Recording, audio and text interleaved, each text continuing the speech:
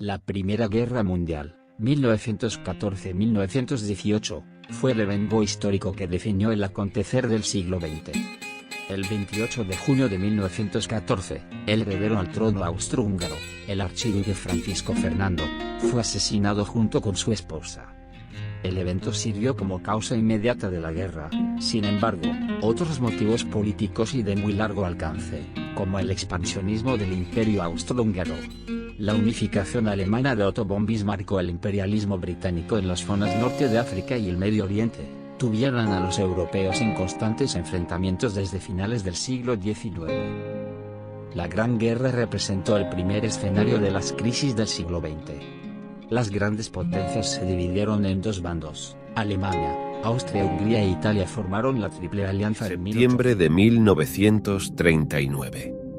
Las tensiones políticas fueron en aumento desde el Tratado de Versalles, después de la Primera Guerra Mundial, llegando a un punto crítico. Cuando las fuerzas armadas de la Alemania nazi dirigidas por Adolf Hitler invadieron Polonia, desencadenó una respuesta inmediata de Gran Bretaña y Francia, declarando la guerra a Alemania, iniciando así la Segunda Guerra Mundial el 1 de septiembre de 1939. Un conflicto global que cambiaría la historia para siempre. La invasión de Polonia fue un acto audaz y brutal por parte de la Alemania nazi. Utilizaron tácticas militares relámpago y ataques aéreos devastadores para someter rápidamente al país. La respuesta de las potencias aliadas no se hizo esperar, pero la guerra ya estaba en marcha, y Europa estaba sumida en un conflicto que se extendería por 6 años, cobrando millones de vidas y dando forma a los eventos más atroces del siglo XX. Hoy voy a mis compañeros las guerras mundiales y el impacto en el Perú y en Latinoamérica. Para empezar, vamos a comenzar con la introducción. Hola, bienvenidos. Hoy quiero compartir con ustedes un recorrido por la historia para mostrar cómo las guerras mundiales no solo cambiaron el mundo, sino también transformaron la realidad política, económica y social en América Latina y especialmente en el Perú.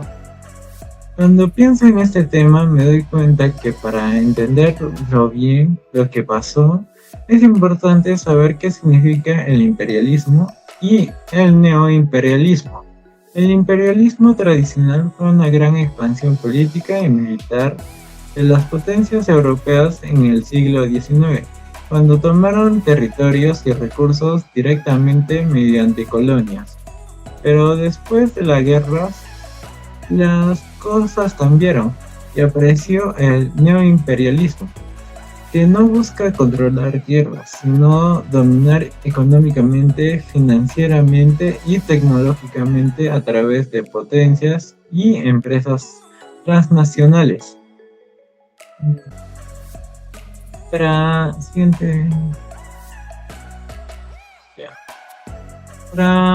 explicar mejor voy a citar un libro. Aunque ya no estamos bajo un imperialismo colonial formal, todavía persisten formas de dominación y dependencia económicas, culturales y simbólicas, derivadas del colonialismo. Esta relación de poder se refleja en la desigualdad, el racismo estructural y la subordinación de las culturas indígenas frente a la cultura dominante. Hijaro, 1980. Mi interés en el Perú es porque aquí se ve muy bien cómo es el camino de la independencia formal, se mezcló con una dependencia estructural hacia el poder global durante el siglo XX. Gracias, vamos a pasar con el contexto histórico. Con el punto 2 es el contexto histórico, ¿no? Para situarnos, la Primera Guerra Mundial fue un enfrentamiento entre dos bloques, la Triple Entente por un lado y las potencias centrales por el otro. Ese conflicto significó el fin de grandes imperios coloniales y el ascenso de Estados Unidos como la nueva potencia económica. Recordemos que durante esa guerra, las industrias europeas se enfocaban en crear armas, lo que dejó a América Latina con escasez de productos manufacturados. Pero al mismo tiempo aumentó la demanda de materias primas, como minerales o algodón, productos que exportaba Perú. Por ejemplo, Perú empezó a exportar mucho más a Estados Unidos, que reemplazó al Reino Unido como principal socio comercial. Entre las guerras, se firmó el Tratado de Versalles y vimos cómo Alemania quedó debilitada. Y con eso empezaron a surgir regímenes autoritarios. La crisis de 1929, o también como podemos llamarlo el crack del 29, golpeó fuerte a América Latina, donde muchas economías dependían solo de exportar productos, y esto obligó a buscar nuevas formas de desarrollarse. Luego, la Segunda Guerra Mundial opuso a los aliados contra el eje. Este conflicto afirmó a Estados Unidos y a la Unión Soviética como superpotencias, marcando el inicio de la Guerra Fría y un mundo con dos grandes bloques. También fue una época de avances tecnológicos enormes que influyeron en la forma en que se hacía la guerra y la producción en general. Siguiendo con el punto 3, gracias. Bueno, siguiendo con el punto 3, vamos a hablar sobre la transición del imperialismo al neoimperialismo, ¿no? Después de 1945, el mundo cambió para siempre. Los imperios europeos desaparecieron a nuevas naciones, logrando su independencia política en Asia y en África. Pero al observar bien, la independencia no fue sinónimo de libertad económica. Las economías en los antiguos territorios coloniales seguían dependiendo de exportar materiales primas y tenían pues grandes deudas con centros financieros en Estados Unidos. Por otro lado, la política mundial se dividió entre bloques. Capitalistas liderados por Estados Unidos y socialistas liderados por Unión Soviética, ¿no? Lo que a mí me parece muy importante es cómo el discurso de autodeterminación convive con la existencia de organismos como el Fondo Monetario Internacional o el Banco Mundial. Pues te ayudan a la reconstrucción, pero a la vez reforzaban pues nuevas formas de dominación económica y pues financiera basada en deudas y subvenciones en comercial, ¿no? Vamos a dar con el cuarto punto.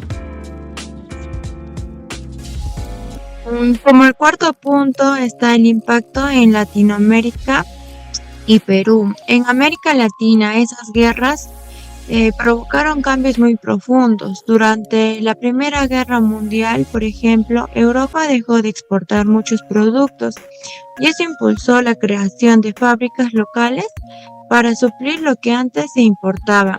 En la Segunda Guerra Mundial, la mayoría de los países latinoamericanos apoyaron a los aliados y Estados Unidos lanzó lo que es la llamada política del buen vecino, buscando asegurar el acceso a materias primas y estabilidad regional.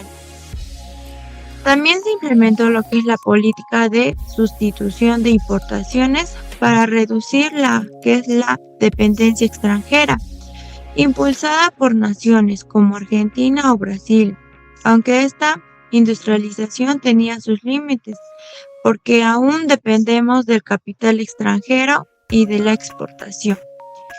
En Perú este escenario fue claro durante los gobiernos de Benavides y Prado. La guerra aumentó la exportación de minerales hacia los aliados y el país firmó convenios con Estados Unidos para suministrar materiales estratégicos a cambio de apoyo financiero y técnico. Como resultado, Perú tuvo ingresos importantes, pero esa riqueza se concentró en pocas manos y eso motivó una mayor conflictividad social y laboral.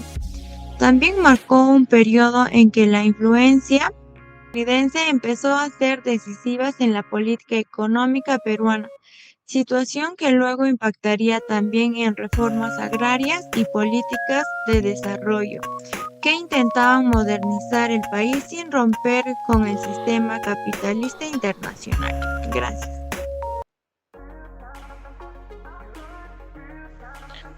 Bueno, ahora vamos con el punto de redefinición de relaciones internacionales y dinámicas locales. Bueno, después de la guerra, el sistema global se reestructuró y buscó un nuevo equilibrio político y también económico. En este proceso, América Latina pasó a integrarse dentro de un entramado de nuevas redes de dependencia, tanto económica y comercial. Y bueno, las grandes corporaciones, tanto estadounidenses y europeas, comenzaron a ejercer un control creciente sobre sectores estratégicos. En este caso está la minería, el petróleo, la agricultura y la banca, consolidando su influencia en la región.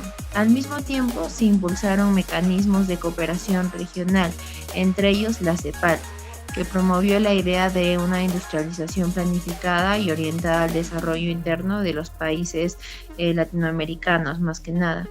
Y bueno, en el caso de Perú, este contexto global derivó en una modernización de carácter dependiente. Las políticas nacionales y las estratégicas,